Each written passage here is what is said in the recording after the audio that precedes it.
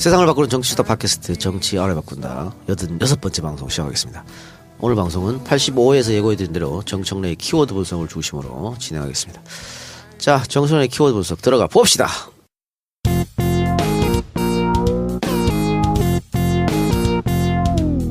정청래 키워드 분석. 이번 주 키워드 인사와 대통령 지지율이었는데 뭐부터 하실까요? 인사. 네, 하세요. 네, 인사가 만사다. 예. 근데 잘못하면 인사가 망사다. 와이스 때 그렇게 됐죠. 네, 그렇게 됐죠. MB 때는 만사 형통. 모든 인사는 형으로 통한다. 이런 게 있었죠. 그리고 김대중 대통령 때는 이제 호남 출신이다 보니까 지역 안배 이런 걸 굉장히 좀 신경을 많이 썼습니다. 예. 당연히 그렇게 했어야 되죠. 노무현 대통령 때는 파격 인사가 화제였습니다. 그래서 예를 들면 뒷줄에 앉아있던 사람을 갑자기 앞쪽으로 끌어내려서 장관을 앉히고, 예를 들면 이제 김명곤 장관 이런 분들은 국정감사인 가면 뒷줄에 앉았어요. 맨 뒷줄. 예술의 전당 뭐 이런 거. 그래서 갑자기 앞으로 튀어나오는 거야. 그러니까 서로 있잖아. 이게 지위 고하가 막 바뀌어버리는 거예요. 그래서 그런 인사가 실제로 많았었습니다. 제가 그 인사에 대해서 역대 대통령 한번 분석해 봤거든요. 네. 근데 재밌더라고. 대통령이 젊으면 내각도 다 젊어져요. 네. 그러니까 역대 제일 젊은 내각이 박정희 전두환 정권이었어. 네. 40대 때 대통령이었잖아요. 네. 그 내각이 다 젊고, 그 방금 말씀한 것처럼 DJ 때는 호남 인사가 많았고, 그 바로 뒤에 노무현 대통령 때는 이제 영남 인사, 그 중에서도 부산 인사가 많았고, 네. 뭐 다 이렇게 되더라고. 그렇게 이제 그게 이제 비판의 지점이었어요. 예. 대통령의 어떤 나이나 출신이나 성향에 당연히 따라갈 수밖에 없는. 네. 예. 그러니까 생각해 보면 노무현 대통령 때는 강금실 법무부 장관이 굉장히 파격 인사고, 네, 그렇죠. 스포트라이트를 굉장히 많이 받았었죠. 그리고 이제 평검사와의 대화 때 이제 강금실 법무장관이 앉아 있었고, 이제 문재인 대통령 지금 이제 취임 일주일 정도 지났는데요. 많은 인사가 있었습니다. 임종석 비서실장, 이낙연 국무총리, 그리고 서훈 국가정보원장, 그리고 전병헌 민정수석, 조현옥 인사수석, 그리고 윤영찬 국민소통수석 이게 쭉 이제 인사했습니다. 그리고 주영훈 경호실장, 그리고 송인배 제1부속실장 이렇게 쭉 줄줄이 이제 인사가 있었습니다. 그리고 일자리 위원장은 이제 대통령이고 부위원장은 이용섭 이렇게 돼 있었죠. 예. 그리고 오늘이죠. 어제죠. 양정철 전 비서관이 이선으로 후퇴했고 이호철 전 민정수석도 여행을 떠났습니다. 예. 그리고 최재성 전 국회의원도 이선으로 물러나겠다. 예. 이런 일이 있었습니다. 그리고 조국 민정수석이 지금까지는 가장 뭐랄까 좀 특이한 인사고 좀 스포트라이트를 받는 인사 이렇게 되어 있습니다. 근데 지금까지는 대통령이 본인이 이제 임명할 수 있는 사람 임명한 거잖아요. 네네. 나머지 내각 같은 경우는 이제 총리 제청권을 받아서 총리 제청을 받아서 국회 인사청문회를 통과해야 되는 네. 뭐 그런 건데. 통과는 하지 않아도 됩니다. 그냥 인사청문 절차만 거치면 그렇습니다. 되는 거죠. 앞으로 대통령이 인사할 게 너무 많아요 지금. 그래서 그러면 이제 방금 총리 인사 제청권 얘기했잖아요. 네. 근데 총리도 인사청문을 받아야 되지 않습니까? 그렇습니다. 24, 25일 국회 동의가 있어야 됩니다. 예정이 돼 있다고 하는데. 총리만큼은 인사청문회를 거치고 국회에서 표결을 해야 됩니다. 그러면 총리가 이제 국회 통과한 뒤에 인사제청권을 행사하는 겁니까? 아니면 그 전에 대통령과 협의할 수 있는 건가요? 헌법상은 31일 날 국회 표결이 이제 예정돼 있거든요. 그 이후에 해야 됩니다. 그래서 만약에 31일 날 통과가 안 된다, 좀 지연이 된다 그러면 유일호 경제부총리로 하여금 재청권을 행사하도록 하겠다 이런 방침인 것 같습니다. 지금도 사실은 무리하면 약간의 모양새가 좀 이상할지 몰라도 지금 유기로 경제부총리가 국무총리 권한 대행이잖아요. 그래서 지금 할 수는 있다. 할 수는 있어요. 할 수 근데 있어요. 그렇게 안 하는 거죠. 네, 안 하는 거죠. 자, 그래서 이제 인사가 이제 있고 지금 연일 이제 뉴스를 달구고 있는데 이번 인사의 특징이 이 작가 예. 뭐 같아요? 소통. 아니야? 소통. 그건 너무 평범한 분석이고. 모르겠어요. 이번 인사의 특징은 언론에서 많이 안 나옵니다. 문재인 대표를 지금까지 보좌했던 소위 말하는 친문 핵심들이 이선으로 후퇴한 것이 저는 가장 큰 특징인 것 같습니다. 별 마음에 안 드는데. 네, 뭐 마음에 들든 안 들든 그렇습니다. 그리고 왜 마음에 안 드세요? 전 대통령 만든 사람들이 대통령하고 같이 협의해서 국정을 쭉 끌어나가는 게 맞다고 봐요. 자, 그런데 이 기조는 대선 선거 운동 기간 내에도 유지가 됐었습니다. 그러니까 노무현 대통령 후보가 노무현 대통령이 자꾸 문재인 대통령 후보가 연설하잖아요. 옆자리는 다 문재인 대통령과 가깝지 않았던 비문 계열들이 다 섰어요. 그래서 전면으로 등장한 거죠. 그리고 친문 인사들은 뒤로 다 빠져줬습니다. 그리고 지금 인사도 그런 양상입니다. 그렇고요. 어제 첫 출근을 했던 청와대 대변인, 청와대 얼굴 굉장히 중요한 자리죠. 박수현 전 의원, 안희정의 복심입니다. 예. 깜짝 놀랐어요. 네, 지난번에 그 경선 때 상당히 상처될 말을 많이 하셨거든요. 많이 했죠. 네. 근데 그 양반을 쓰더라고. 대변인. 자, 그래서 깜짝 놀랐어요. 첫 번째 특징은 뭐냐면 소위 말한 친문 핵심들은 일단 뒤로 좀 떨어져 있고 그리고 대탕평의 원칙에 의해서 주로 문재인 대통령이 우호적이지 않았던 그런 인사들로 하는 것이 첫 번째 특징인 것 같고요. 그리고 이제 이거는 굳이 분석을 할 필요는 없는데 대체적으로 임종석 비서실장을 중심으로 50대가 중심이 됐다. 네, 이런 거고요. 우연의 일치인지는 몰라도 박원순 서울시장, 서울시 출신이 유독 청와대에 수석 자리에 많이 있습니다. 이런 거고요. 뭐 행정 경험을 높이 샀다 이런 얘기도 있죠. 네, 그렇습니다. 그리고 저는 가장 잘한 인사는 조국 교수와 이정도 총무비서관. 예. 이정도 총무비서관은 진짜 이건 파격적인 겁니다. 예. 아세요? 그분 누군지? 누군지 모릅니다. 모르죠. 그게 파격이고 그게 잘한 거죠. 그렇습니다. 그러니까 총무비서관 자리는 소위 말하는 문고리 3인방의 핵심 중에 핵심인 거고요. 금고지기. 그리고 금고지기입니다. 그리고 대통령의 특수활동비가 있습니다. 일명 통치자금이라고 그러는데요. 노무현 대통령 때는 깎아가지고 나는 100억만 쓰겠다. 1년에. 1년에. 그건 영수증이 필요 없고 국정감사가 필요 없는 돈입니다. 그런데 이 돈은 총무비서관이 관리합니다. 그러니까 그럼 어디다 쓰죠, 그 돈은? 1년에 500억 정도 되는, 임기 동안 500억 정도 되는데 그것은 대통령에 따라서 더 많을 수도 있고 적을 수도 있고. 그래서 제가 알고 있기로는 정확한 건 아닌데 이것도 추론인데 김대중 대통령 때는 1년에 300억 정도 되지 않았나 이렇게 추론을 하고요. 근데 노무현 대통령 때는 100억이라고 알려져 있습니다. 뭐에다 쓰는 거예요? 이건 뭐냐면 어디 가면 있잖아요. 금일봉. 아. 그러니까 어디 시차를 간다거나 하면 이렇게 경력금 이런 거 있잖아요. 그래서 이제 그렇게 쓰시라고 이제 특수활동비가 있는데 그것도 다 총무비서관이 관리를 합니다. 언제 그런 용돈 좀 받아보나? 아, 근데 노 대통령은 그런 데만 쓰지 않고 공공의 이익을 위해서 나중에 그렇습니다. 썼었어요. 그러니까 예. 굳이 꼭 이 용도는 대통령 마음이에요. 그렇죠. 그래서 어느 단체에 기부할 수도 있고. 근데 이제 제가 알고 있기로는 노무현 대통령이 그것도 다 안 쓰고 반납을 많이 하셨다고 그럽니다.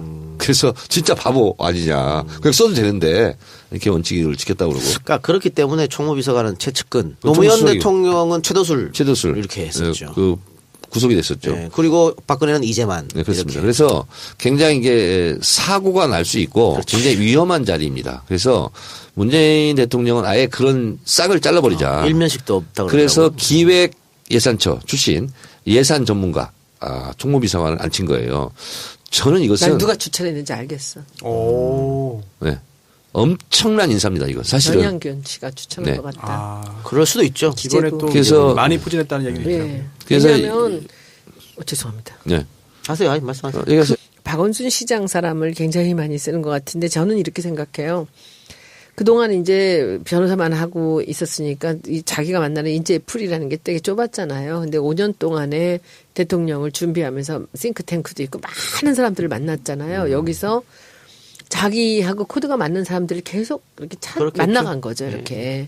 근데 대통령이 되고 나서까지 그 측근들을 또다시 등용할 필요는 저는 없다고 봐요. 근데 이번에 나도 멋진 게 그 이정도 비서관하고 그 조국 교수 같은 조국 교수를 참 좋아하시더라고 옛날부터도. 조국 그러더니 교수가 문재인을 더 좋아하는 것 같아. 아니 근데 몇 번을 저는 조국 교수를 굉장히 좋아하는구나라는 그런 느낌을 받은 적이 있었던 게 제가 홍보위원장 할 때인데 한 번은 저를 보자 그래서 이렇게 갔더니 조국 교수가 그러는데 뭐 이런 얘기 이건 이렇게 하면 어떻겠냐 이렇게 얘기를 하시는 거예요. 근데 잘 안 그러시는 분이에요. 그래서 아 조국 교수 얘기를 굉장히 귀담아 들으시는구나라는 그때 로고 만들고 뭐 이런 거 할 때였었던 것 같아요. 근데 그런 걸 봤는데 조국 교수가 신선하고 참 좋은 것 같아요. 저는 그래서 아마도 그동안에 측근으로 있던 사람들이 같이 들어가서 그들하고 같이 어울린다는 것이 상당히 좀 어렵지 자, 않은가. 어쨌든 소위 말해서 말이 탕평책이고 대탕평이지 그걸 실천하기는 굉장히 어렵습니다. 아, 그래요? 근데 문재인 대통령은 이번에 그 대탕평이 탕평책 이것이 굉장히 돋보인다. 그리고 역대 대통령 중에서 이렇게까지 실제로 실천을 한 경우는 드물었다. 그래서 대탕평 이것이 이번 인사의 가장 큰 모험적인 사례다 이렇게 보고 있고요. 그리고 이제 일각의 언론에서는 서시오다 뭐 이런 얘기도 있어요. 서울 시민단체 50대 뭐 이런 얘기도 하는데 서울시? 그거는 이제 기계적인 이제 분류라고 보고. 저 사람은 어떻게 보세요? 총리. 총리 잘한 거죠. 호남에서는 난립니다. 뭐가요? 그 사람 잘했다고? 이낙연 지사를 총리로 등용한 것에 대해서 너무 좋아해요. 아, 네. 국민의당이 직접적인 피해를 많이 볼 겁니다. 네, 제가 지난 주말에 이제 그 목포랑 순천이랑 갔는데 정말 너무 좋아해요. 거기 계신 분들이. 문 대통령이 진짜 우리 얘기를 들어주는구나. 우리가 잘 뽑았구나라는 얘기가 쫙 그래서 돌아요. 저는 이제 문재인 대통령의 여러 가지 성격을 추론해 보건데 자기랑 친하지 않아도 이 사람이 적임자다 하면 과감하게 쓰는 그래서 앞으로 기대하세요. 예측합니다 제가. 문재인 대통령을 그렇게 괴롭히고 못 살리고 했던 사람도 입각할 가능성이 나는 있다. 이렇게 봅니다. 그래서 그런 사사로운 감정에 의해서 인사하는 것은 아니다. 그래서 대체적으로 집권 초기에는 가장 주목받고 그리고 대통령 지지도에서 가장 영향을 받는 것이 사실은 인사입니다. 저는 인사를 많이 하겠죠. 장관 인선도 그러면 당평 쪽으로 갈 것 같습니까? 네, 그렇습니다. 나 진짜 너무 재미난 얘기 들었는데 오늘 그 공무원 무슨 연수원 같은 데서 그 정청래 의원한테 강의해달라고 컨택이 왔다며. 어디라고는 얘기하지 맙시다 우리. 아직 못 들었어요? 못 들었어요? 못 들었어요? 네. 거기 그 관공서에서 공무원들 교육을 하는데 뭐냐면 문재인의 통치 그 그거를 강의해달라고. 컨셉에 대한 거를 강의를 해달라고 요청이 왔대요. 그래서 김성희 부장한테 김성희 얘기는 지금 금기어야. 페북을 써가지고. 여기 쓰면 안 돼. 그래가지고 연락이 와서 제주도래요. 그래서 뭐 모든 경비 다 되고 그리고 그래서 100만 원 이하만 하지 마라. 100만 원. 근데 너무 놀래가지고 그 공무원 무슨 연수원에서 그래서 세상이 참 바뀌었군요. 바뀌었네. 그랬더니 그쪽 사람들도 막 웃더래. 그러니까 그걸 지금 상황에서 정청래 전 의원 같이 그 얘기를 잘할 사람이 누가 있겠냐고. 그래서 그렇습니다. 그래서 이제 저는 제가 이제 행간을 읽으려고 많이 노력하고 그리고 이제 언론에 보도되지 않는 거 그리고 이제 문재인 대통령의 표정 이런 거 보면 저 때 심정이 어떻겠다 이런 거 알잖아요. 근데 갑자기 대통령형 얼굴로 바뀌었어.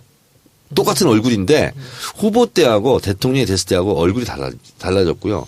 표정이 딱 두 개가 있거든요.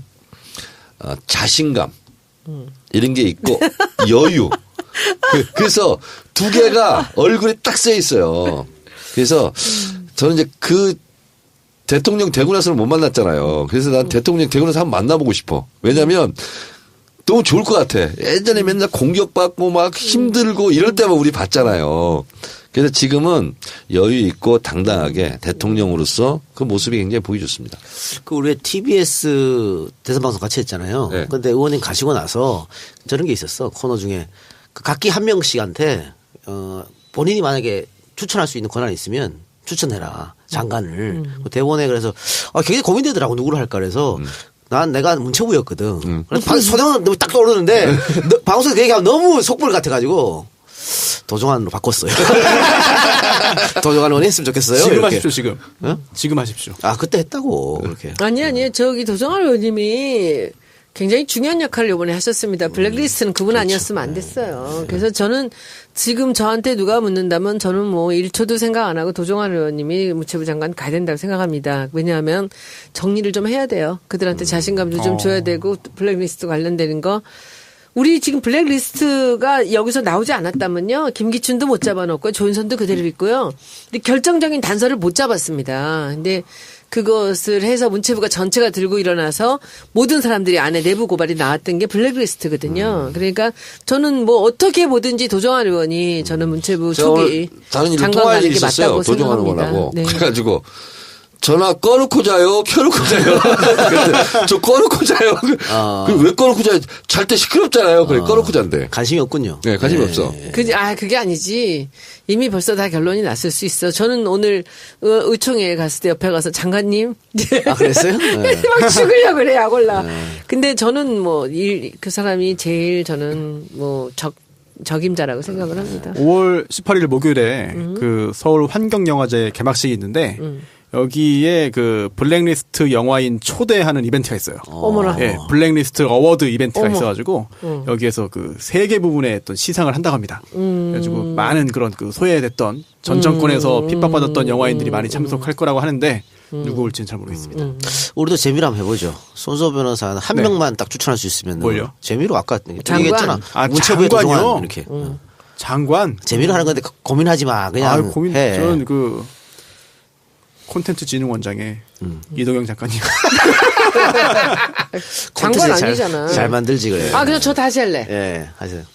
저는 문체부 장관이 지금 그 블랙리스트 때문에 충분히 그 도정환 의원님이 1순위로 가치가 있다고 생각하지만 평창올림픽 있잖아요. 그래서 저는 안민석 의원이 1기 장관 했으면 좋겠다 안민석 생각을 의원? 했어요. 네. 그리고 그 다음에 도정환 의원이랑 이렇게 돌아가면서 하면 되지 본인은 않을까. 언제? 나는 말기에 할게. 말기에. 자, 이게- 청문회 하셔야 돼요. 자, 여러분 오해하지 청문회 마시고. 나는 걱정이 없어. 예, 오해하지 저- 마시고. 저는- 재미로 하는 거니까 정의연 나가세요. 예. 저는 어느 자리든 저는 정세현 전 장관 있잖아요. 거기를 중용했으면 좋겠다. 전 통일부 장관? 예, 예. 장관 한 번 했는데 또 해요? 아니 그러니까 저는 사실은 제가 쭉 관료들도 많이 만나고 장관들도 많이 알고 지내잖아요. 근데 김대중 대통령에게 임동원이 있었다면 네네네네. 문재인에게 정세현이 있다. 난 이렇게 됐으면 좋겠어요. 그래서 그분은 뭐 총리를 하든 다시 또 통일부 장관 하든 뭘 하든 간에 한번 보실까요? 제가 대선 기간 동안 서당회에서 그분을 모시고 아, 외교, 그랬어요? 국제적 외교 관계, 남북 관계를 제가 대담 형식으로 아, 그분하고 그랬구나. 1시간 넘게 했었거든요. 이분이 너무 해박하고 경험이 너무 축적돼 있어요. 그러죠. 그래서 균형 감각이 있는 데다가 젊은 사람들의 감각까지 있어요. 팟캐스트도 너무 잘해. 이분이 굉장히 유머스럽고. 그래서 저는 정세현 장관 같은 분이 뭐랄까 문재인 정부의 중심축 역할을 좀 했으면 좋겠다. 임동원 장관은 그 통일부 장관 하고 나서 비서실장도 하지 않았나요? 김대중 정권 때? 국정원장도 하고요. 국정원장도 그렇죠. 여러 가지 했었죠. 그 스펜서 킴이라는 사람을 아세요? 만났어요? 그 사람 혹시 모르세요? 그 굉장히 성공한 그 이제 미국에 계시는 사업가인데 그 아들이 그 눈이 와가지고 이렇게 그 이제 차가 움직이지 못해갖고 그 가족을 구하려고 나왔다가 결국은 동사했고 그거 몰라요? 그래서 그분이 헬리콥터 띄워가지고 그 장소를 알아가지고 기지국을 다 만들어서 근데 그분이 이제 아들을 잃었죠. 근데 그리고 인생이 바뀌었다는데 그분이 이제 사람을 수소문을 해서 저를 만나자고 연락이 왔어요. 그래서 제가 만났더니 두 가지를 저한테 부탁을 하시더라고요. 그 정세현 장관하고 그 한번 대담으로 그 제가 그 주진영하고 했던 그 경제 알바 같은 거를 그런 걸 한번 해봐달라는 거. 꿈이 나라에 바뀐다. 그렇지 그렇게 하고 그걸 첫 번째 조건이고 둘째는 주진영 공선생 좀 만나게 해달라고. 그 우리 나갔던 그 모든 그 페북 라이브를 2번, 3번씩 다 들으셨대요. 그래서 한번 같이 만난 적이 있었는데 그럼 저도 한번 관심을 갖고 좀 보겠습니다. 네네네. 알겠습니다. 자, 그러면 여기서 아까 그 부분에 하나만 더 오랜만에 왔으니까 예, 제가 하나 예, 또 팁을 하세요. 드릴게요. 예. 아까 그 문재인 대통령이 많이 얼굴에 자신감이 생겼다 그러셨잖아요. 네.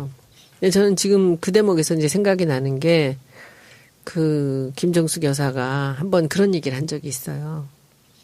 사람들은 우리 남편한테 꼭 재인 씨라고 불러요.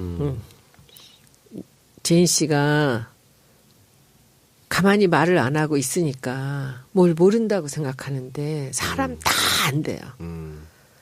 사람 다 누가 어떤 사람인지를 다 판단하고 있는데 그걸 내색을 안 한대요. 되게 무서운 사람이라고 그러면서 자기가 오래 살아봤지만 그것을 이 사람은 좋고 나쁘고 OX를 치지 않고 그냥 다 두고 본대요. 그냥. 근데 사람들이 그걸 너무 모른다고 딱 이렇게 얘기를 하더라고요. 나 있잖아. 이 방송에서 부적절한 편집하세요.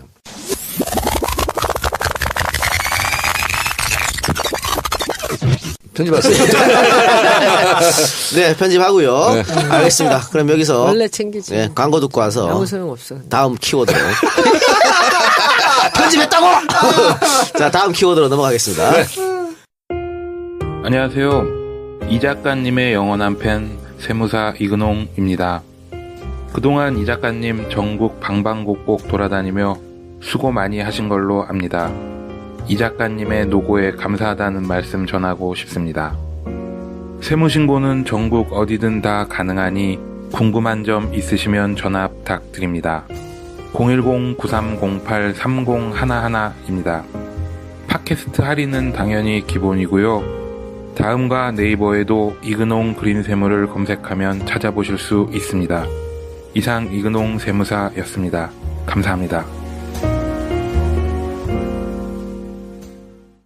에어컨 청소는 자주 하는 것이 아니라서 한번 청소할 때 꼼꼼히 제대로 해야 합니다.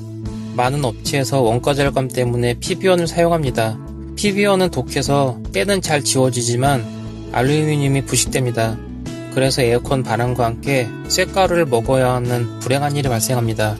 건강한 에어컨 사용을 위해 청소하는데 쇳가루를 먹어야 한다면 청소의 의미가 사라집니다. 굿모닝 홈케어는 PB원보다 약 70배 이상 더 비싼 세정제를 사용합니다. 청취자 여러분의 건강은 소중하니까요. 그리고 세균과 곰팡이도 확실히 잡아드립니다. 010-9985-5106 010-9985-5106 감사합니다. 이근홍 그린 세무회계 사무소 광고였는데요. 전국 어디에서든 전국구로 전국 단위로 세무신고 가능합니다. 세금, 세무 관련해서 궁금하신 점이 있으면 언제든 연락 주시면 되고요. 특히 이거 참 좋네요. 팟캐스트 정치알바 청취자분들을 위한 특별 할인도 가능합니다. 네이버 다음에서 이근홍 그린 세무사를 검색해 주세요. 전화번호 010-9308-3011 010-9308-3011번입니다. 제 친구예요. 예. 싸게 해줘. 예. 네. 또 광고 하나 더 있었죠. 네, 굿모닝 홈케어. 네. 요즘에 준비할 게 하나 또 있습니다. 바로 에어컨 청소인데요. 금방 초여름 더위 옵니다. 에어컨 특히나 세균 번식이 빠르기 때문에 청소를 꼭 해야 되는데요. 단순히 쉽게 직접 해가지고는 세균까지 없애기는 참 어렵습니다. 그래서 분해한 후에 세균까지 확실하게 잡아주는 청소를 해야 되는데 그게 바로 굿모닝 홈케어에서 가능합니다. 특히 지금 녹음하고 있는 안가 에어컨도 굿모닝 홈케어에서 아주 깨끗하게 청소해 주셨고요. 결국은 아주 새 제품처럼 아주 상큼한 상태가 됐습니다. 안전한 에어컨 사용을 위한 친구 굿모닝 홈케어 광고 전화번호 010-9985-5106 9985-5106번입니다. 예. 많이 이용해 주시기 바라고. 자, 정정의 키워드 두 번째 대통령 지지율입니다. 네, 대통령 지지율. 네. 총선 이런 선거 때 보면 인지도가 깡패다 이런 얘기 있죠. 예. 대통령 국정 수행 5년 동안 대통령의 지지율 청와대에서는 일희일비하지 않는다. 하지만 무척 신경 씁니다. 그렇겠죠. 네. 그래서 지금 같은 여소야대 국면에서는 그걸 돌파할 수 있는 유일한 키는 사실은 대통령 지지율이다. 그래서 대통령 지지율은 관리한다고 되는 건 아니에요. 그래서 국민들의 눈높이에 맞춰서 국민들이 원하는 것, 대통령이 계속 그렇게 하는 것, 그것이 적폐청산이고 그것이 통합이고 그렇습니다. 그래서 대통령 지지율은 대통령은 이건 일일이 다 신경을 쓸 수 없겠지만 결국은 참모들의 모든 촉각 안테나는 대통령 지지율에 사실 맞닿아 있다 이렇게 봐도 되는데요. 대통령 지지율 때문에 고통받고 있는 사람이 하나 있습니다. 예. 미국의 트럼프. 역대 최저 41%를 기록하고 있답니다. 그러니까 지금 또 37까지 갔습니다. 7까지 갔습니다. 네. 네. 그래서 오바마 대통령은 퇴임 때 50%가 넘었어요. 상당히 비교되는 그런 지지율입니다. 앞서 어제도 얘기했지만 문재인 대통령의 취임 초 지지율은 역대 최고를 기록했던 김영삼 대통령의 86%를 넘을 가능성도 있습니다.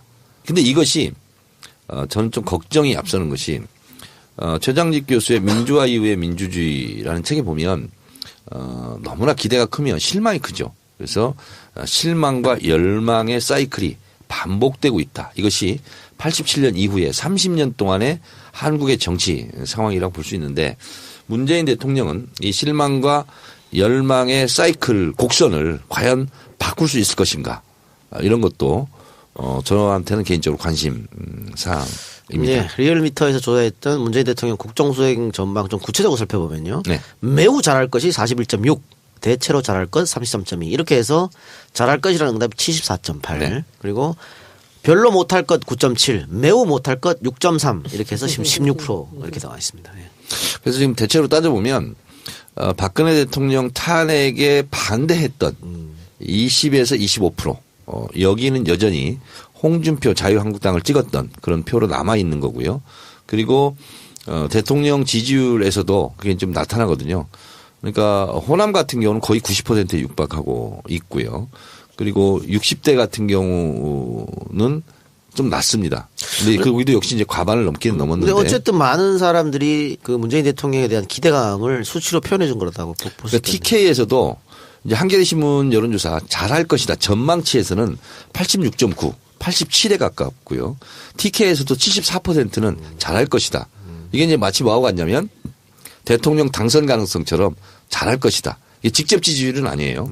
근데 이 수치가 상당히 높다는 것은 그만큼 이제 기대와 희망을 이제 표현한다고 볼 수 있죠. 그래서 저는 모르긴 몰라도 다음 주쯤에 보면 지지율은 80%를 넘을 것이다.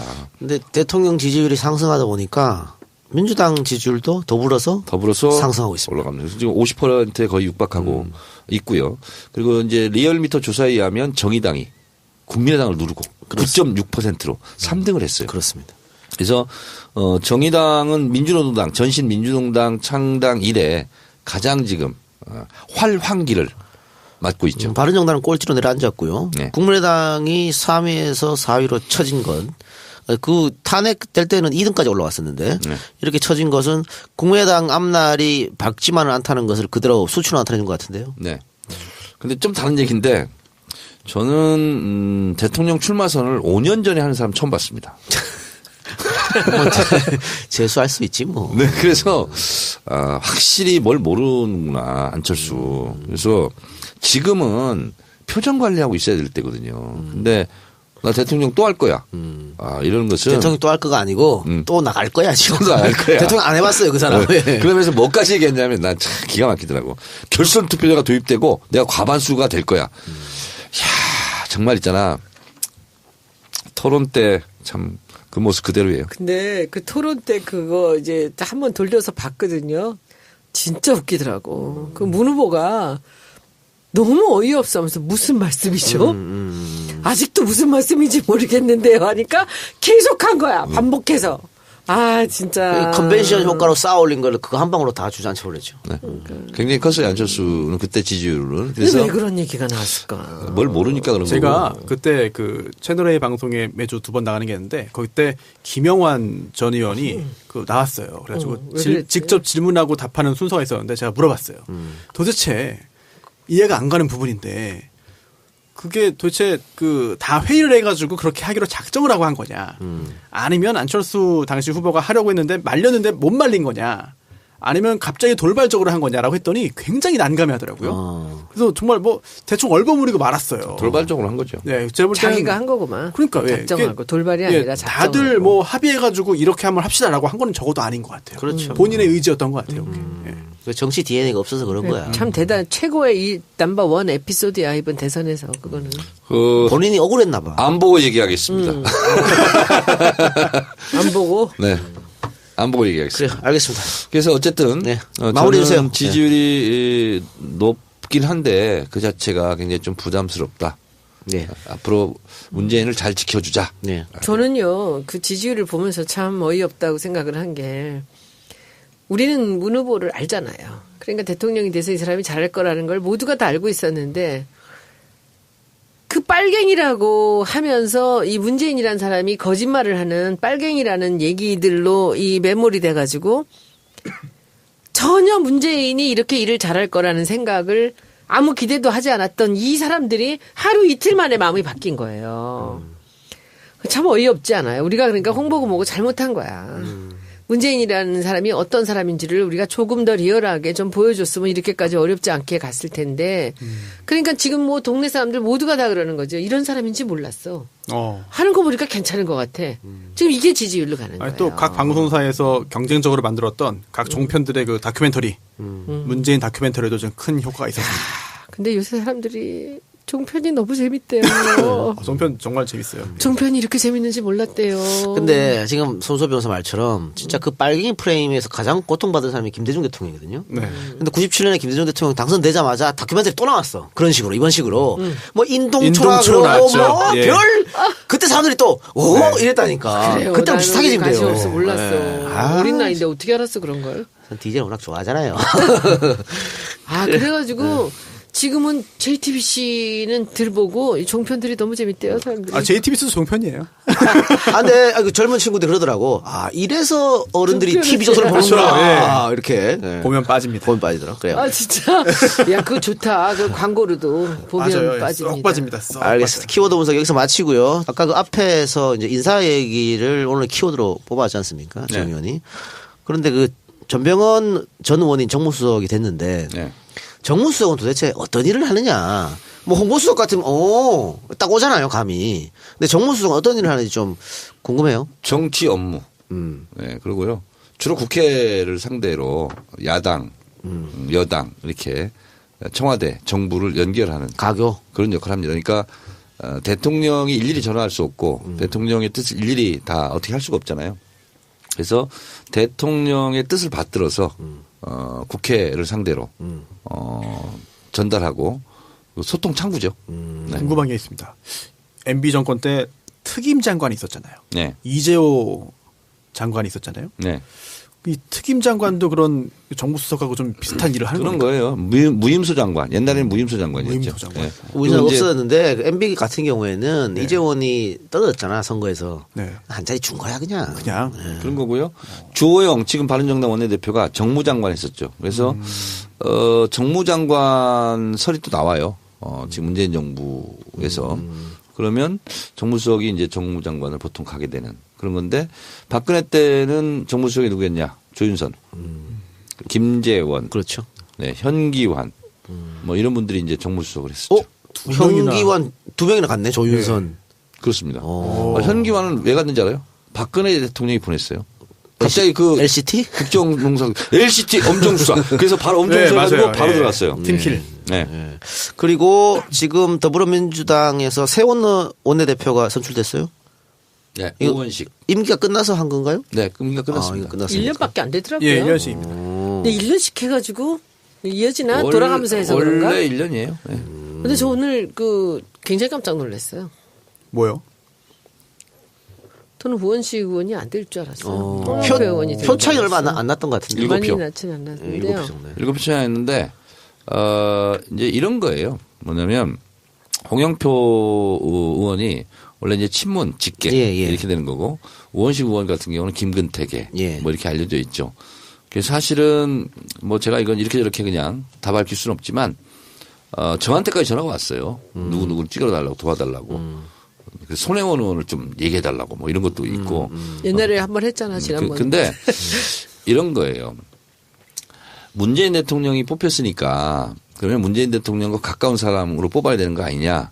그러면 이제 홍영표 의원이 뽑혔어야 되는 거예요. 근데 이 정치판은 특히 손혜원 의원 잘 아셔야 될 게 뭐냐면 선거 때 제일 안 먹힌 게 뭔지 아세요? 문재인 대통령과 친하다? 그럼 문재인 대통령이 막 사진 찍어가지고 팜플렛을 만들면 문재인을 좋아하는 사람이 다 찍을 줄 알아요. 문재인을 좋아하는 것과 문재인이랑 친한 사람을 지지하는 것과는 다른 문제예요, 이게. 그래서 그게 안 먹혀요. 난 너무 오늘 놀랬어 사실은. 오늘도 원내대표 선거가 그런 너무 겁니다. 놀라서 저는 압도적으로 홍영표 의원이 될 거라고 생각한 게 제가 이제 주로 친문이나 뭐 이런 사람들한테 다 물어봤는데 다 홍영표 의원이라는 그렇습니다. 거예요.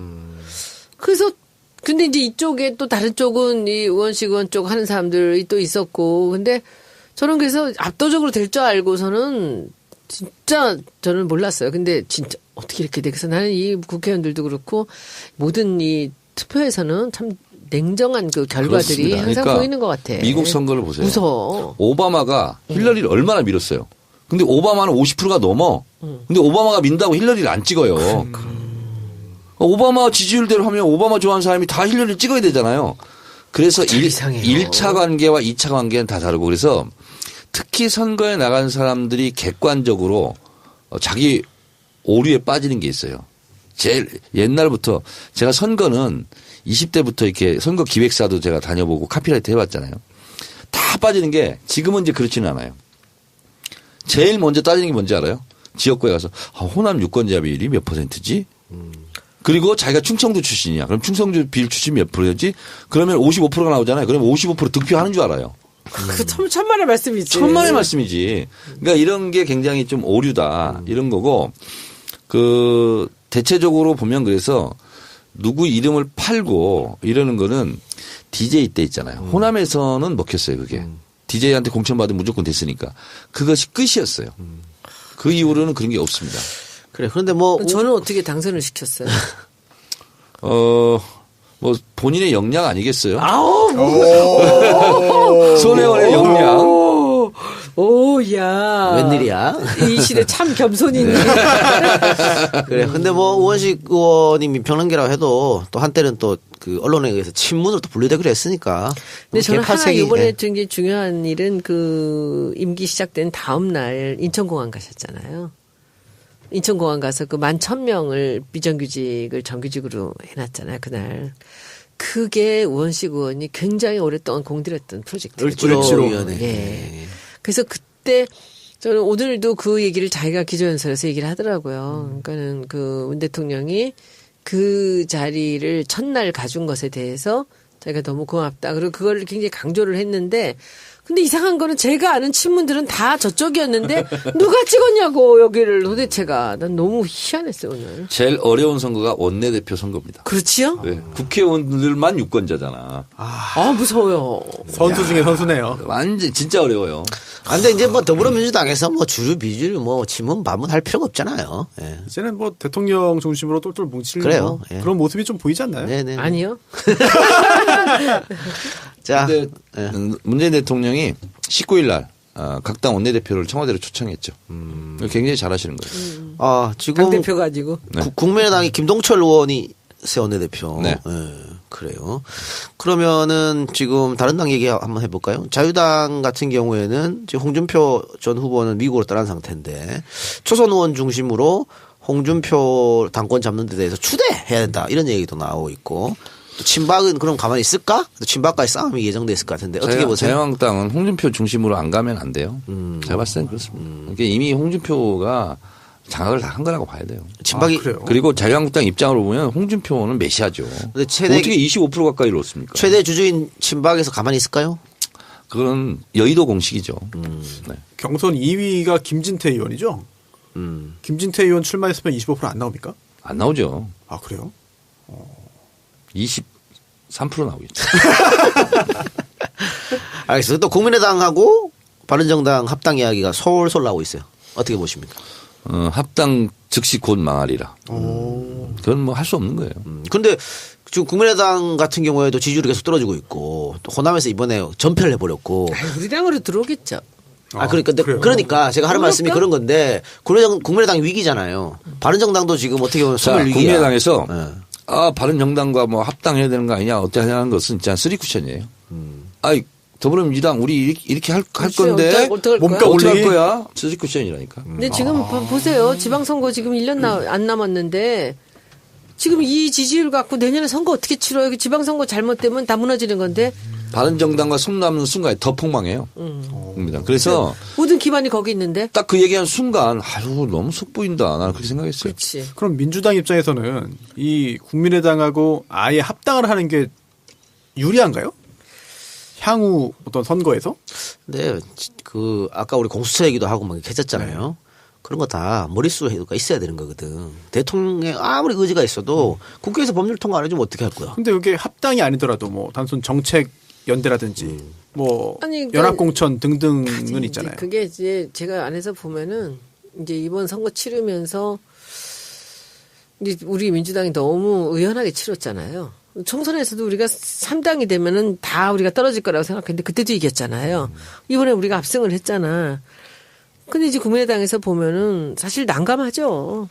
난감한데 이제 지방선거는 있고 이제 이렇게 바라보면은 지금 어디 우리하고 아니면은 할 수가 없어요. 지금 상황이. 그러니까 몸값을 올리는데 그렇다고 지금 우리 당이 뭐 지금 의원수가 모자란다고 해서 거기 구걸하고 그럴 상황은 아니잖아요. 그러니까 이제 여기서 이 원내 대표들의 이제 그 고난도의 기술이 필요한 거죠. 네, 자존심 상하지 않고.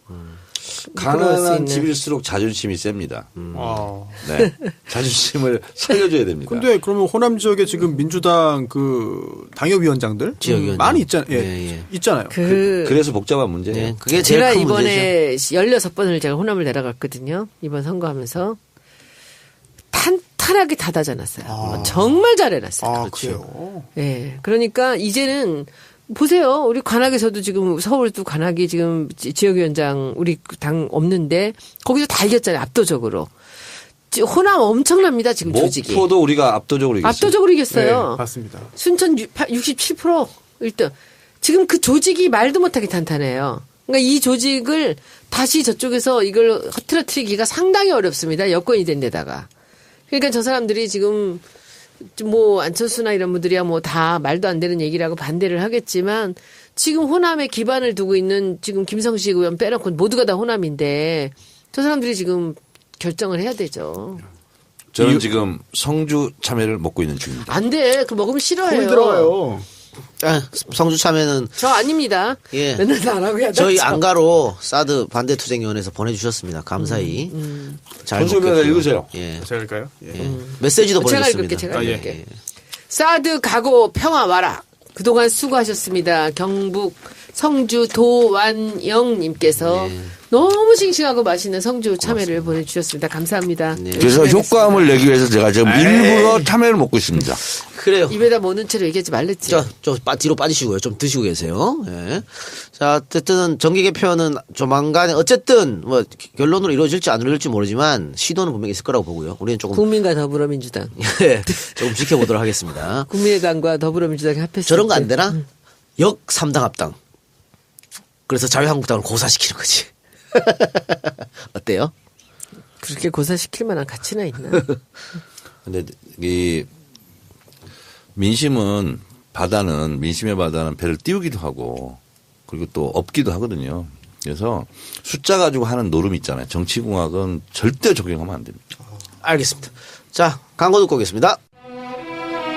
미 항공우주국 나사에서 우주인들의 비상식량으로 쓴다는 남미 최고의 완전식품 마카 플러스 한국에서 가장 비싸고 귀한 식품이라는 산삼 플러스 여기까지는 알아. 마카 산삼 말하는 거 아니야? 더 있어? 거기에 한국인이 좋아하는 녹용까지 녹용의 효능은 일단 검색해봐. 일단 이 세 가지를 모두 넣은 제품이 나온 거니까 마카 산삼 녹용. 대박. 좋은 건 다 있네. 그렇지. 031-323-2559 영한네이처 yhnatuRE.com. 이런 회사는 상줘야 돼. 네, EJ에서 오랫동안 광고했던 마카 산삼, 영한네이처, 남미 페루의 산삼이라고 불리는 마카하고 우리나라 진짜 산삼, 그리고 녹용까지 들어간 거기에다가 몸에 좋은 13가지 원료까지 하나로 만든 마카 산삼 녹용입니다. 여러분, 마카 산삼 녹용 많이 사랑해 주시고 기존 마카 산삼보다 업그레이드된 제품이라고 하니까 여러분들 많이 사랑해 주십시오. 그리고 마카 산삼 녹용 유사 제품이 많다고 하니까 꼭 영한네이처를 검색하시기 바랍니다. 검색창에 영한네이처 혹은 031-323-2559 323-2559 5월 가정의 날인데 뭐 스승님이나 부모님 많은 선물 하시기 바랍니다. 마카 산삼 많이 사랑해 주세요. 자, 광고 얘기 거기까지 하고요. 오늘 오후에 청와대가 6월 말에 워싱턴에서 한미 정상회담을 개최하기로 합의했다. 이렇게 발표했습니다. 5월 10일 날 취임하자마자 거의 한 달 만에 바로 아주 굉장히 빠르게 한미 정상회담이 열리게 돼 있어요. 6월 말. 6월 말인데 야, 이렇게 빨리 그동안 그럼 준비를 이것도 했는가라고 싶을 정도 생각이 드는데. 이거는 뭐 사실 할 수는 없었고요. 예. 이제 취임 이후에 이제 급속하게 전광석화처럼 이루어진 일인데 제가 대한민국을 중심으로 벌어지는 4강 위기에 대해서 잠깐 또 브리핑을 제가 하도록 하겠습니다. 트럼프 미국 대통령은 남북 대화를 반대하지 않는다. 다만 특정한 상황에 오기까지는 좀 자제해 줬으면 좋겠다. 이래서 남북 대화를 반대하지 않는다는 메시지 하나 하고 그러나 핵 문제에 대해서는 좀 신중하게 접근해라. 이렇게 메시지를 했고요. 그리고 시진핑 주석은 굉장히 우호적으로 지금 메시지를 내고 있습니다. 5월 10일까지 1대1로 국제정상 포럼에 초청장을 우리는 받지 못했어요. 그런데 문재인 대통령과 시진핑 주석의 전화통화 이후에 급진전돼서 곧바로 초청장이 날라왔고 박병석 의원이 단장으로 갔는데 시진핑이 직접 만나줬습니다. 이것은 굉장히 이례적인 일이고 우호의 메시지입니다. 그리고 자리 배치도 국가원수급 바로 뒤로 그리고 장관급 바로 위로 이렇게 올려서 격상시켜서 했고요. 그리고 장제츠 외무 담당 국무위원도 실제로 만났고 그래서 시진핑 주석과 박병석 의원의 만남에서는 레디컬한 사드 문제는 나오지 않았답니다. 그리고 노무현 대통령의 국정 철학 이런 것을 내가 좋아한다. 이런 메시지를 했어요. 그래서 같이 잘해보자는 입장에서 안 좋은 얘기는 하지 않은 것이죠. 그리고 문재인 대통령이 첫 시험대였던 북한 탄도미사일 5월 14일 발사에 대해서는 아주 모범적으로 이렇게 대처해야 된다 하는 것처럼 전광석화처럼 이것도 잘 대처했고요.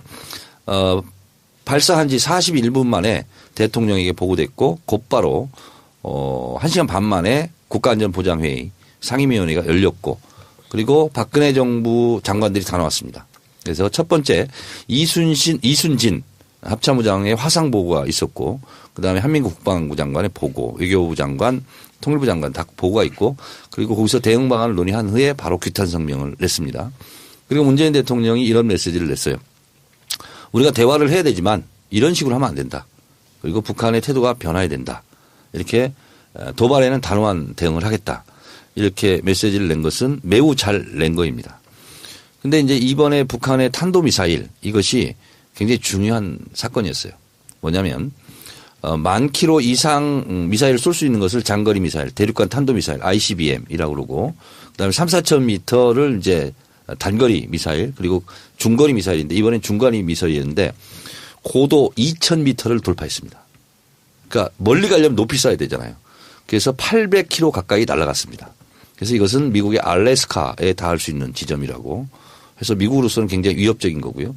예, 지금 이 발사한 IRBM 중거리 탄도미사일 이것이 성능이 좀 강화되면 대륙간 탄도미사일이 성공하게 되는 겁니다. 그럼 일본 본토를 직접 타격할 수 있는 굉장히 위협적인 상황이 되고 있기 때문에 미국에서 굉장히 민감하게 반응할 수 있는 것을 우리가 잘 대처를 했다. 문재인 대통령 첫 이 안보 대응을 잘했다 이런 거고요. 그리고 이제 북한은 그럼 왜 이 시기에 이걸 쐈을까? 제 생각으로는 중국이 가장 큰 경사스러운 행사 개막식 날 쐈거든요. 그래서 중국에 보내는 압박 메시지다.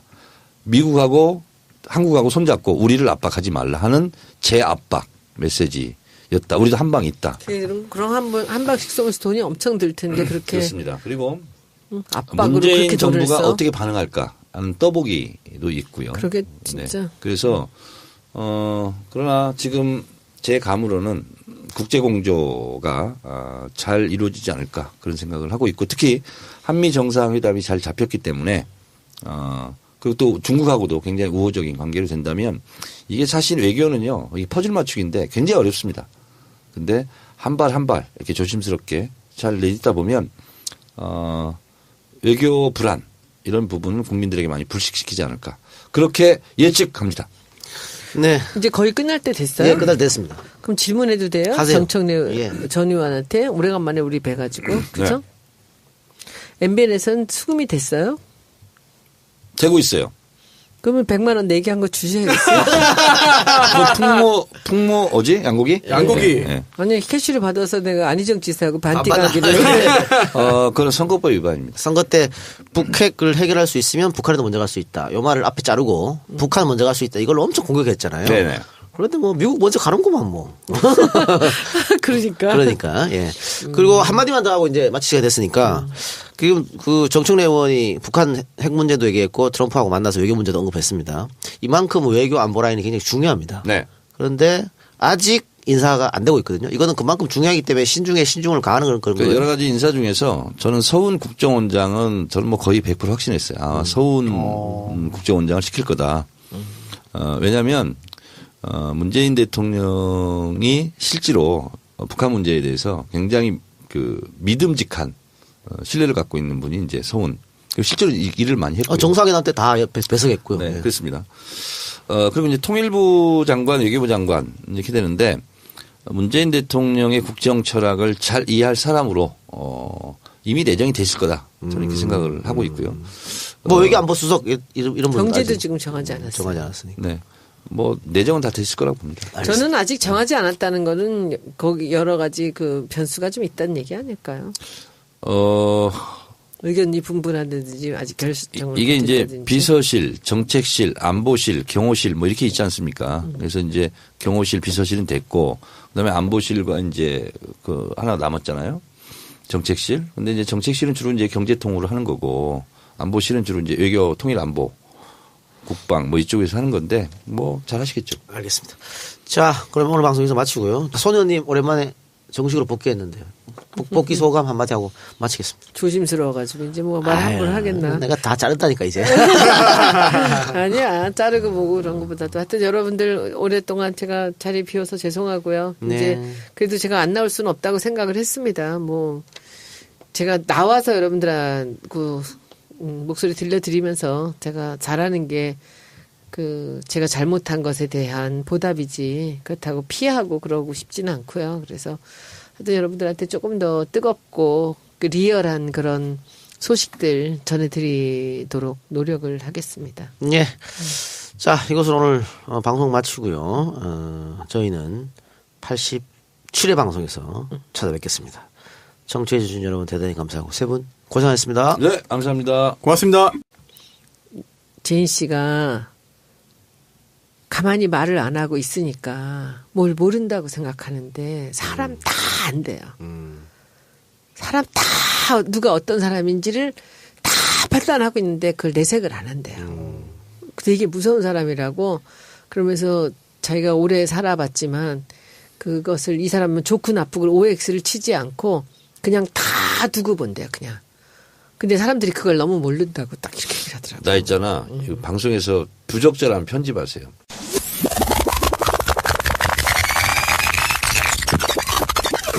편집하세요.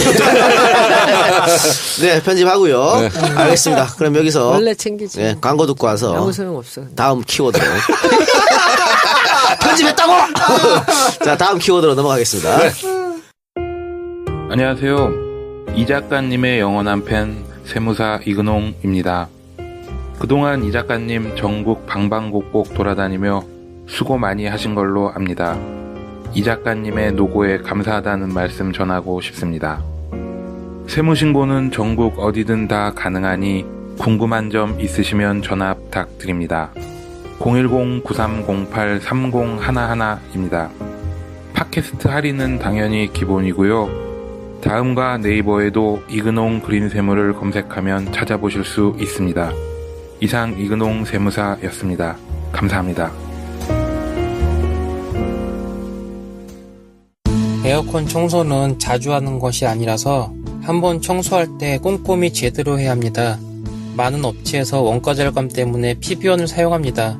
피비원은 독해서 때는 잘 지워지지만 알루미늄이 부식됩니다. 그래서 에어컨 바람과 함께 쇳가루를 먹어야 하는 불행한 일이 발생합니다. 건강한 에어컨 사용을 위해 청소하는데 쇳가루를 먹어야 한다면 청소의 의미가 사라집니다. 굿모닝 홈케어는 피비원보다 약 70배 이상 더 비싼 세정제를 사용합니다. 청취자 여러분의 건강은 소중하니까요. 그리고 세균과 곰팡이도 확실히 잡아드립니다. 010-9985-5106 010-9985-5106 감사합니다. 이근홍 그린 세무회계 사무소 광고였는데요. 전국 어디에서든 전국구로 전국 단위로 세무 신고 가능합니다. 세금, 세무 관련해서 궁금하신 점이 있으면 언제든 연락 주시면 되고요.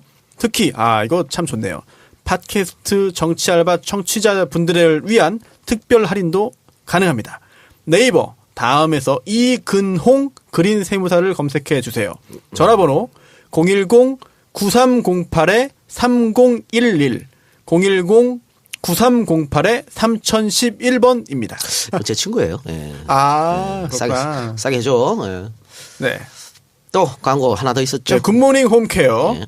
요즘에 준비할 게 하나 또 있습니다. 바로 에어컨 청소인데요. 금방 초여름 더위 옵니다. 에어컨 특히나 세균 번식이 빠르기 때문에 청소를 꼭 해야 되는데요. 단순히 쉽게 직접 해가지고는 세균까지 없애기는 참 어렵습니다. 그래서 분해한 후에 세균까지 확실하게 잡아주는 청소를 해야 되는데 그게 바로 굿모닝 홈케어에서 가능합니다. 특히 지금 녹음하고 있는 안가 에어컨도 굿모닝 홈케어에서 아주 깨끗하게 청소해 주셨고요. 결국은 아주 새 제품처럼 아주 상큼한 상태가 됐습니다. 안전한 에어컨 사용을 위한 친구 굿모닝 홈케어 광고 전화번호 010-9985-5106 9985-5106번입니다. 예.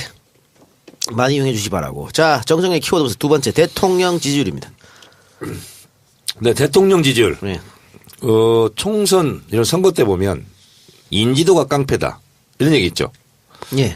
대통령 국정 수행 5년 동안 대통령의 지지율, 청와대에서는 일희일비하지 않는다. 하지만 무척 신경 씁니다. 그렇겠죠. 네. 그래서 지금 같은 여소야대 국면에서는 그걸 돌파할 수 있는 유일한 키는 사실은 대통령 지지율이다. 그래서 대통령 지지율은 관리한다고 되는 건 아니에요.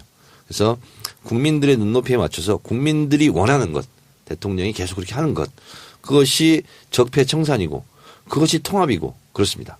그래서 대통령 지지율은 대통령은 이건 일일이 다 신경을 쓸 수 없겠지만 결국은 참모들의 모든 촉각 안테나는 대통령 지지율에 사실 맞닿아 있다 이렇게 봐도 되는데요. 문체부 장관 가야 된다고 생각합니다. 왜냐하면 정리를 좀 해야 돼요. 그들한테 자신감도 좀 줘야 되고 블랙리스트 관련되는 거. 우리 지금 블랙리스트가 여기서 나오지 않았다면요. 김기춘도 못 잡아놓고 조윤선도 그대로 있고요. 근데 결정적인 단서를 못 잡았습니다. 근데 그것을 해서 문체부가 전체가 들고 일어나서 모든 사람들이 안에 내부 고발이 나왔던 게 블랙리스트거든요. 그러니까 저는 뭐 어떻게 보든지 도정환 의원이 저는 문체부 초기 다른 일을 장관 통할 가는 일이 게 있었어요. 맞다고 도정환 생각합니다. 의원하고. 네. 그래가지고 전화 꺼놓고 자요? 켜놓고 자요? 저 꺼놓고 자요? 왜 꺼놓고 자요? 잘 때 시끄럽잖아요. 그래, 꺼놓고 잔대. 관심이 없군요. 네, 관심이 없어. 그게 아니지. 이미 벌써 다 결론이 났을 수 있어. 저는 오늘 의총회에 갔을 때 옆에 가서 장관님. 그랬어요? 네. 막 죽으려고 그래, 약올라. 근데 저는 그 사람이 제일 저는 적임자라고 생각을 합니다. 5월 18일 목요일에 그 서울 환경영화제 개막식이 있는데 여기에 그 블랙리스트 영화인 초대하는 이벤트가 있어요. 어머나. 예, 블랙리스트 어워드 이벤트가 어머. 있어가지고 여기에서 그 세 개 부분의 어떤 시상을 한다고 합니다. 그래가지고 많은 그런 그 소외됐던 전 정권에서 핍박받았던 영화인들이 많이 참석할 거라고 하는데 누구 올지는 잘 모르겠습니다. 우리도 재미로 한번 해보죠. 손수호 변호사 한 네. 명만 딱 추천할 수 있으면 뭘요? 재미로 아까 장관. 얘기했잖아. 장관이요? 문체부의 도정환 이렇게 장관. 재미로 하는 건데 고민하지 마. 그냥 고민. 해. 저는 그 콘텐츠 진흥원장의 이도경 작가님. 장관 콘텐츠 아니잖아. 잘 만들지 그래. 그냥 저 다시 할래. 예, 하세요. 저는 문체부 장관이 지금 그 블랙리스트 때문에 충분히 그 도정환 의원님이 1순위로 가치가 있다고 생각하지만 평창올림픽 있잖아요. 그래서 저는 안민석 의원이 1기 장관 했으면 좋겠다 생각을 했어요. 네. 그리고 그 다음에 도정환 의원이랑 이렇게 돌아가면서 하면 되지 본인은 않을까. 언제? 나는 말기에 할게. 말기에. 자, 청문회 하셔야 돼요. 자, 여러분 오해하지 청문회 마시고. 나는 걱정이 없어. 예, 오해하지 마시고. 저는 재미로 하는 거니까 정의연 나가세요. 네. 저는 어느 자리든 저는 정세현 전 장관 있잖아요. 거기를 중용했으면 좋겠다. 전 통일부 장관? 예. 장관 한 번 했는데 또 해요? 아니 그러니까 저는 사실은 제가 쭉 관료들도 많이 만나고 장관들도 많이 알고 지내잖아요. 근데 김대중 대통령에게 임동원이 있었다면 네네네네. 문재인에게 정세현이 있다. 난 이렇게 됐으면 좋겠어요. 그래서 그분은 뭐 총리를 하든 다시 또 통일부 장관 하든 뭘 하든 간에 한번 보실까요? 제가 대선 기간 동안 서당회에서 그분을 모시고 외교, 그랬어요? 국제적 외교 관계, 남북 관계를 제가 대담 형식으로 그분하고 그랬구나. 1시간 넘게 했었거든요. 이분이 너무 해박하고 경험이 너무 축적돼 있어요. 그렇죠. 그래서 균형 감각이 있는 데다가 젊은 사람들의 감각까지 있어요. 팟캐스트도 너무 잘해. 이분이 굉장히 유머스럽고. 그래서 저는 정세현 장관 같은 분이 뭐랄까 문재인 정부의 중심축 역할을 좀 했으면 좋겠다. 임동원 장관은 그 통일부 장관 하고 나서 비서실장도 하지 않았나요? 김대중 정권 때? 국정원장도 하고요. 국정원장도 그렇죠. 여러 가지 했었죠. 그 스펜서 킴이라는 사람을 아세요? 만났어요? 그 사람 혹시 모르세요? 그 굉장히 성공한 그 이제 미국에 계시는 사업가인데 그 아들이 그 눈이 와가지고 이렇게 이제 차가 움직이질 못해갖고 그 가족을 구하려고 나왔다가 결국은 동사했고 그거 몰라요? 그래서 그분이 헬리콥터 띄워가지고 그 장소를 알아가지고 기지국을 다 만들어서 근데 그분이 이제 아들을 잃었죠. 근데 그리고 인생이 바뀌었다는데 그분이 이제 사람을 수소문을 해서 저를 만나자고 연락이 왔어요. 그래서 제가 만났더니 두 가지를 저한테 부탁을 하시더라고요. 그 정세현 장관하고 한번 대담으로 제가 주진영하고 했던 그 경제 알바 같은 걸 한번 해봐달라는 거. 그리고 나라에 바뀐다. 그렇지 그렇게 하고 그걸 첫 번째 조건이고 둘째는 주진영 공선생 좀 만나게 해달라고. 우리 나갔던 그 모든 페북 라이브를 2번, 3번씩 다 들으셨대요. 그래서 한번 같이 만난 적이 있었는데 그럼 저도 한번 관심을 갖고 좀 보겠습니다. 네네네. 알겠습니다. 자, 그러면 여기서 아까 그 부분에 하나만 더 오랜만에 왔으니까 제가 하나 또 팁을 하세요. 드릴게요. 예. 아까 문재인 대통령이 많이 얼굴에 자신감이 생겼다 그러셨잖아요. 네. 근데 저는 지금 그 대목에서 이제 생각이 나는 게 김정숙 여사가 한번 그런 얘기를 한 적이 있어요. 사람들은 우리 남편한테 꼭 재인 씨라고 불러요. 그런데 조국 교수가 신선하고 참 좋은 것 같아요. 저는 그래서 아마도 그동안에 측근으로 있던 사람들이 같이 들어가서 그들하고 같이 어울린다는 것이 상당히 좀 어렵지 않은가. 어쨌든, 소위 말해서 말이 탕평책이고 대탕평이지 그걸 실천하기는 굉장히 어렵습니다. 그래요? 근데 문재인 대통령은 이번에 그 대탕평이 탕평책 이것이 굉장히 돋보인다. 그리고 역대 대통령 중에서 이렇게까지 실제로 실천을 한 경우는 드물었다.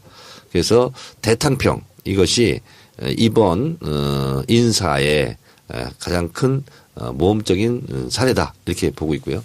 그리고 이제 일각의 언론에서는 서시오다 뭐 이런 얘기도 있어요. 서울 시민단체 50대 뭐 이런 얘기도 하는데 그것은 이제 기계적인 이제 분류라고 보고. 저 사람은 어떻게 보세요? 총리 잘한 거죠. 호남에서는 난립니다. 뭐가요? 그 사람 잘했다고? 이낙연 지사를 총리로 등용한 것에 대해서 너무 좋아해요. 네. 국민의당이 직접적인 피해를 많이 볼 겁니다.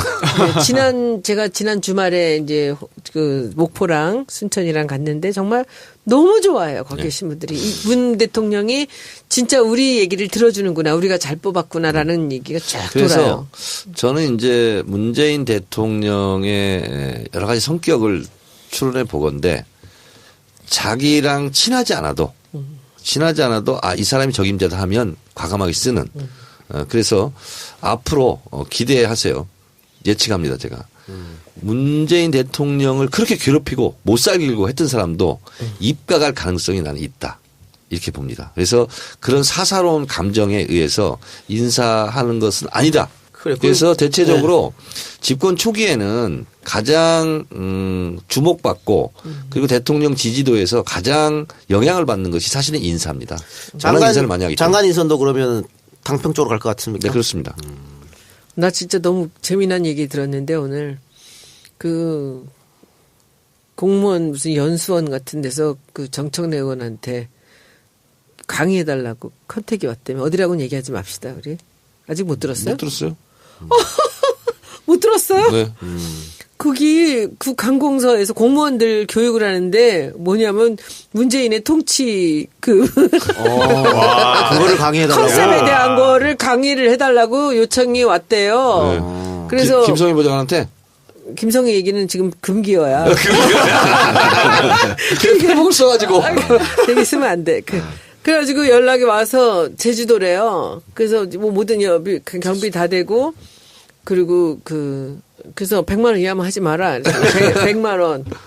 근데 너무 놀래가지고 이게 공무원 무슨 연수원에서 그래서 세상이 참 바뀌었군요. 그랬더니 그쪽 사람들도 막 웃더래. 그러니까 그걸 지금 상황에서 정청래 전 의원 같이 그 얘기를 잘할 사람이 누가 있겠냐고. 그래서 그렇습니다. 그래서 이제 저는 제가 이제 행간을 읽으려고 많이 노력하고 그리고 이제 언론에 보도되지 않는 거 그리고 이제 문재인 대통령의 표정 이런 거 보면 저 때 심정이 어떻겠다 이런 거 알잖아요. 근데 갑자기 대통령형 얼굴로 바뀌었어. 똑같은 얼굴인데 후보 때하고 대통령이 됐을 때하고 얼굴이 달라졌고요. 표정이 딱 두 개가 있거든요. 자신감 이런 게 있고 여유. 그래서 두 개가 얼굴에 딱 써 있어요.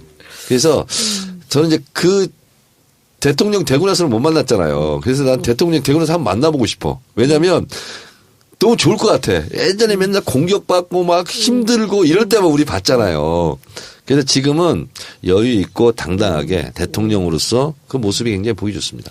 우리 TBS 대선 방송 같이 했잖아요. 네. 근데 의원님 가시고 나서 저런 게 있었어. 코너 중에 각기 한 명씩한테 본인이 만약에 추천할 수 있는 권한이 있으면 추천해라 장관을. 대본에 그래서 굉장히 고민되더라고 누구를 할까 그래서 내가 문체부였거든. 그래서 소장은 딱 떠오르는데 방송에서 그 얘기하면 너무 속물 같아가지고 도종환으로 바꿨어요. 도종환 의원이 했으면 좋겠어요. 지금 이렇게. 하십시오 지금. 지금 하십시오. 그때 했다고 그렇게. 아니 저기 도정환 의원님이 굉장히 중요한 역할을 이번에 하셨습니다. 블랙리스트는 그분 아니었으면 안 됐어요. 그래서 저는 지금 저한테 누가 묻는다면 저는 뭐 1초도 생각 안 하고 도정환 의원님이 뭐 마음에 들든 안 들든 그렇습니다. 그리고 왜 마음에 안 드세요? 전 대통령 만든 사람들이 대통령하고 같이 협의해서 국정을 쭉 끌어나가기 맞다고 봐요. 자 그런데 이 기조는 대선 선거 운동 기간 내에도 유지가 됐었습니다. 그러니까 노무현 대통령 후보가 노무현 대통령이 자꾸 문재인 대통령 후보가 연설하잖아요. 옆자리는 다 문재인 대통령과 가깝지 않았던 비문 계열들이 다 섰어요. 그래서 전면으로 등장한 거죠. 그리고 친문 인사들은 뒤로 다 빠져줬습니다. 그리고 지금 인사도 그런 양상입니다. 그렇고요. 어제 첫 출근을 했던 청와대 대변인, 청와대 얼굴 굉장히 중요한 자리죠. 박수현 전 의원. 안희정의 복심입니다. 깜짝 놀랐어요. 네. 지난번에 그 경선 때 상당히 상처될 말을 많이 하셨거든요. 많이 했죠. 네. 근데 그 양반을 쓰더라고. 대변인. 자, 그래서 깜짝 놀랐어요. 첫 번째 특징은 뭐냐면 소위 말한 친문 핵심들은 일단 뒤로 좀 떨어져 있고 그리고 대탕평의 원칙에 의해서 주로 문재인 대통령이 우호적이지 않았던 그런 인사들로 하는 것이 첫 번째 특징인 것 같고요. 그리고 이제 이거는 굳이 분석을 할 필요는 없는데 대체적으로 임종석 비서실장을 중심으로 50대가 중심이 됐다. 이런 거고요. 우연의 일치인지는 몰라도 박원순 서울시장, 서울시 출신이 유독 청와대에 수석 자리에 많이 있습니다. 이런 거고요. 뭐 행정 경험을 높이 샀다 이런 얘기도 있죠. 네, 그렇습니다. 그리고 저는 가장 잘한 인사는 조국 교수와 이정도 총무비서관. 네. 이정도 총무비서관은 진짜 이건 파격적인 겁니다. 네. 아세요? 그분 누군지? 누군지 모릅니다. 모르죠. 그게 파격이고 그게 잘한 거죠. 그렇습니다. 그러니까 총무비서관 자리는 소위 말하는 문고리 3인방의 핵심 중에 핵심인 거고요. 금고직이. 금고직입니다. 그리고 대통령의 특수활동비가 있습니다. 일명 통치자금이라고 그러는데요. 노무현 대통령 때는 깎아가지고 나는 100억만 쓰겠다. 1년에. 그건 영수증이 필요 없고 국정감사가 필요 없는 돈입니다. 그런데 이 돈은 총무비서관이 관리합니다. 그러니까 어디다 쓰죠, 그 돈은? 1년에 500억 정도 임기 동안 500억 정도 되는데 그것은 대통령에 따라서 더 많을 수도 있고 적을 수도 있고 제가 알고 있기로는 정확한 건 아닌데 이것도 추론인데 김대중 대통령 때는 1년에 300억 정도 되지 않았나 이렇게 추론을 하고요. 근데 노무현 대통령 때는 100억이라고 알려져 있습니다. 뭐에다 쓰는 거예요? 이건 뭐냐면 어디 가면 있잖아요. 금일봉. 그러니까 어디 시차를 간다거나 하면 이렇게 경력금 이런 거 있잖아요. 그래서 이제 그렇게 쓰시라고 이제 특수활동비가 있는데 그것도 다 총무비서관이 관리를 합니다. 언제 그런 용돈 좀 받아보나? 근데 노 대통령은 그런 데만 쓰지 않고 공공의 이익을 위해서 나중에 그렇습니다. 썼었어요. 그러니까 굳이 꼭 이 용도는 대통령 마음이에요. 그렇죠. 그래서 어느 단체에 기부할 수도 있고. 근데 이제 제가 알고 있기로는 노무현 대통령이 그것도 다 안 쓰고 반납을 많이 하셨다고 그럽니다. 그래서 진짜 바보 아니냐. 그냥 써도 되는데 이렇게 원칙을 지켰다고 그러고. 그러니까 그렇기 때문에 총무비서관은 최측근, 노무현 대통령은 최도술 이렇게 했었죠. 그 구속이 됐었죠. 네. 그리고 박근혜는 이재만. 네, 그렇습니다. 그래서 굉장히 이게 사고가 날 수 있고 그렇죠. 굉장히 위험한 자리입니다. 그래서 문재인 대통령은 아예 그런 싹을 잘라버리자. 일면식도 없다고 그래서 기획예산처 출신 예산 전문가 총무비서관을 앉힌 거예요. 저는 이것은 난 누가 추천했는지 알겠어. 네. 엄청난 인사입니다. 이거 사실은. 전향균 씨가 추천한 것 같다. 그럴 수도 있죠. 기존에 또 그래서 많이 포진했다는 얘기도 있더라고요. 예. 그래서 왜냐하면 죄송합니다. 네. 하세요. 말씀하세요. 박원순 시장 사람을 굉장히 많이 쓰는 것 같은데 저는 이렇게 생각해요. 그동안 이제 변호사만 하고 있었으니까 이 자기가 만나는 인재 풀이라는 게 되게 좁았잖아요. 근데 5년 동안에 대통령을 준비하면서 싱크탱크도 있고 많은 사람들을 만났잖아요. 여기서 자기하고 코드가 맞는 사람들을 계속 이렇게 만나간 거죠. 이렇게. 근데 대통령이 되고 나서까지 그 측근들을 또다시 등용할 필요는 저는 없다고 봐요. 근데 이번에 나도 멋진 게 그 이정도 비서관하고 그 조국 교수 같은 조국 교수를 참 좋아하시더라고 옛날부터도. 조국 교수가 문재인을 더 좋아하는 것 같아. 아니 근데 몇 번을 저는 조국 교수를 굉장히 좋아하는구나라는 그런 느낌을 받은 적이 있었던 게 제가 홍보위원장 할 때인데 한 번은 저를 보자 그래서 이렇게 갔더니 조국 교수가 그러는데 뭐 이런 얘기 이건 이렇게 하면 어떻겠냐 이렇게 얘기를 하시는 거예요. 근데 잘 안 그러시는 분이에요. 그래서 조국 교수 얘기를 굉장히 귀담아 들으시는구나라는 그때 로고 만들고 뭐 이런 거 할 때였었던 것 같아요. 근데 그런 걸 세상을 바꾸는 정치수다 팟캐스트 정치 알아야 바꾼다 86번째 방송 시작하겠습니다. 오늘 방송은 85회에서 예고해드린 대로 정청래의 키워드 분석을 중심으로 진행하겠습니다. 자, 정청래의 키워드 분석 들어가 봅시다.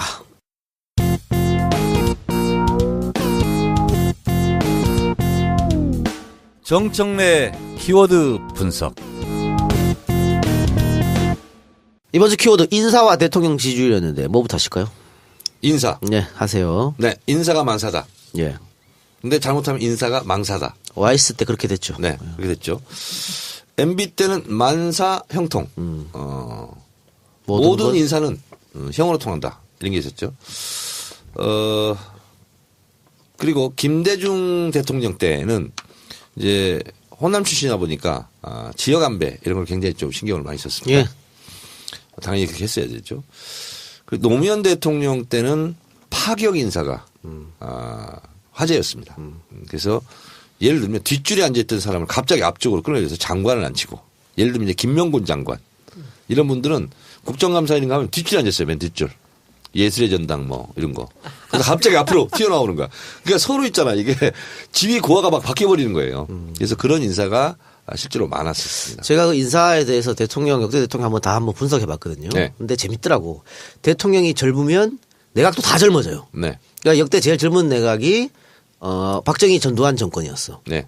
40대 때 대통령이었잖아요. 네. 그 내각이 다 젊고 그 방금 말씀한 것처럼 DJ 때는 호남 인사가 많았고 그 바로 뒤에 노무현 대통령 때는 이제 영남 인사 그 중에서도 부산 인사가 많았고 네. 뭐 다 이렇게 되더라고. 그렇게 이제 그게 이제 비판의 지점이었어요. 네. 대통령의 어떤 나이나 출신이나 성향에 당연히 따라갈 수밖에 없는. 네. 네. 그러니까 생각해 보면 노무현 대통령 때는 강금실 법무부 장관이 굉장히 파격 인사고 네, 그렇죠. 스포트라이트를 굉장히 많이 받았었죠.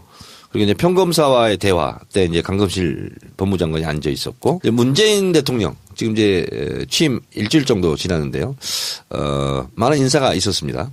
임종석 비서실장, 이낙연 국무총리, 그리고 서훈 국가정보원장, 그리고 전병헌 민정수석, 조현옥 인사수석, 그리고 윤영찬 국민소통수석 이게 쭉 이제 인사했습니다. 그리고 주영훈 경호실장 그리고 송인배 제1부속실장 이렇게 쭉 줄줄이 이제 인사가 있었습니다. 그리고 일자리 위원장은 이제 대통령이고 부위원장은 이용섭 이렇게 돼 있었죠. 그리고 오늘이죠. 어제죠. 양정철 전 비서관이 이선으로 후퇴했고 이호철 전 민정수석도 여행을 떠났습니다. 그리고 최재성 전 국회의원도 이선으로 물러나겠다. 이런 일이 있었습니다. 그리고 조국 민정수석이 지금까지는 가장 뭐랄까 좀 특이한 인사고 좀 스포트라이트를 받는 인사 이렇게 되어 있습니다. 근데 지금까지는 대통령이 본인이 이제 임명할 수 있는 사람 임명한 거잖아요. 네네. 나머지 내각 같은 경우는 이제 총리 제청권을 받아서 총리 제청을 받아서 국회 인사청문회를 통과해야 되는 네. 뭐 그런 건데 통과는 하지 않아도 됩니다. 그냥 인사청문 절차만 거치면 그렇습니다. 되는 거죠. 앞으로 대통령이 인사할 게 너무 많아요 지금. 그러면 이제 방금 총리 인사 제청권 얘기했잖아요. 네. 근데 총리도 인사청문을 받아야 되지 않습니까? 그렇습니다. 24, 25일 국회 동의가 있어야 됩니다. 예정이 돼 있다고 하는데 총리만큼은 인사청문회를 거치고 국회에서 표결을 해야 됩니다. 그러면 총리가 이제 국회 통과한 뒤에 인사제청권을 행사하는 겁니까? 아니면 그 전에 대통령과 협의할 수 있는 건가요? 헌법상은 31일 날 국회 표결이 이제 예정돼 있거든요. 그 이후에 해야 됩니다. 그래서 만약에 31일 날 통과가 안 된다, 좀 지연이 된다 그러면 유일호 경제부총리로 하여금 재청권을 행사하도록 하겠다 이런 방침인 것 같습니다. 지금도 사실은 무리하면 약간의 모양새가 좀 이상할지 몰라도 지금 유기로 경제부총리가 국무총리 권한 대행이잖아요. 그래서 지금 할 수는 있다. 할 수는 있어요. 할 수 근데 있어요. 그렇게 안 하는 거죠. 네, 안 하는 거죠. 자, 그래서 이제 인사가 이제 있고 지금 연일 이제 뉴스를 달구고 있는데 이번 인사의 특징이 이 작가 뭐 같아요? 소통 아니야? 소통. 그건 너무 평범한 분석이고. 모르겠어요. 이번 인사의 특징은 언론에서 많이 안 나옵니다. 문재인 대표를 지금까지 보좌했던 소위 말하는 친문 핵심들이 이선으로 후퇴한 것이 저는 가장 큰 특징인 것 같습니다. 별 마음에 안 드는데.